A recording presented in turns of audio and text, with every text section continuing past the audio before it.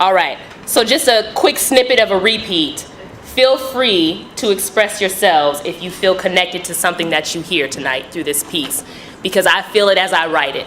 And I believe this is God's heart for North Lawndale and for the youth in this community. So this piece means a lot to me, and I pray that it touches your hearts as well. So journey with me, and lest we forget. Natural inclinations cannot be easily redirected. Naturally, we all possess an inclination to survive.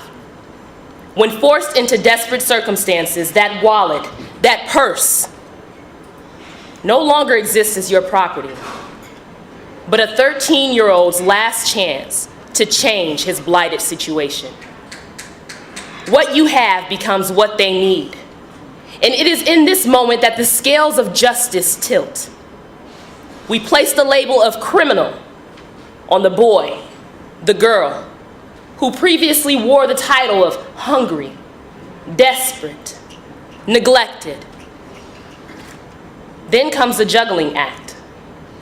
Juvenile justice systems begin looking at numbers, repeat offenses, and the future of a 13-year-old becomes the opening act to a concert of violence-filled media. Televised reminders of how the village has turned its back on raising its child. Instead, we place chains on the ones already bound by poverty, distress, and hopelessness.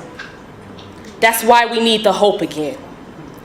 Hope starts from within. Hope that can come only from believing in oneself, believing in one's creator, having faith beyond faith.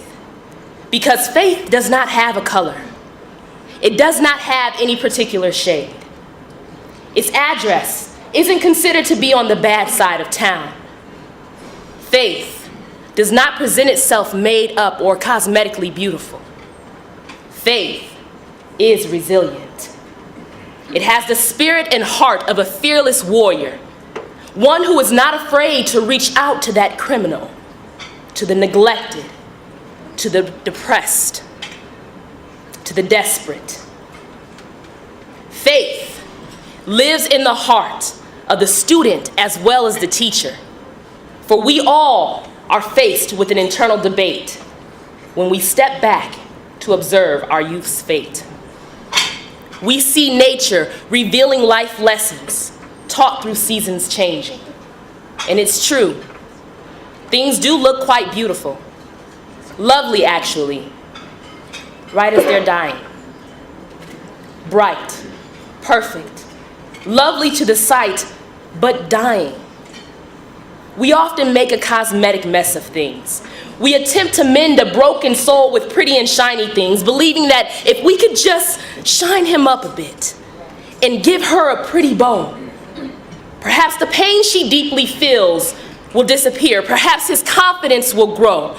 But a soul, no matter how dressed up on the outside, will ultimately meet its end. Like the fallen autumn leaf, bleak, falling gracefully to the ground in its final act to life's pretty parade. An inevitable end to the leaves that once gave refreshing shade during our summers. Lost souls become decoration for streets and sidewalks trampled upon by those not bothering to conceive of their life cycle.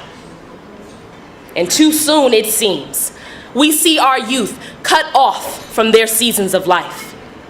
Leaves begin to fall during their spring as we hear gunshots and violent blocks screaming out the truth of forgotten seeds never planted, never fertilized, only gazed upon as they're kicked aside, raked up, and stuffed into plastic bags of forgotten past. Fallen seeds, scattered across neighborhoods in the form of makeshift memorials. Balloons and teddy bears replace the life that once stood there. Desperate, waiting for a reminder of why life truly was worth living. Why an education is truly worth getting, and why planning for tomorrow ought to be a part of his natural inclination. Beauty can emerge from an ending season's debris. Life begins to blossom out of tragedy of death. and we give the earth permission to reconcile.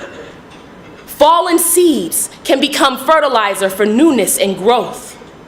Mentors can become the first shovels to break ground for a newly planted tree. And the community becomes the fountain of youth, watering the once thirsty soul and allowing it to flourish vibrantly. We stop the unbalanced weight of hopelessness and blighted futures with each dedicated heart that seeks to serve. And justice systems become peace circles of reconciliation as labels fall from the faces of our youth, revealing a mirror surrounded by light and truth. We balance the scales of justice and become participants in the preordained cycle of life. Each word, each letter, each moment of encouragement reminds us that these are indeed our children, and their well-being, lest we forget, is in essence our own. Thank you.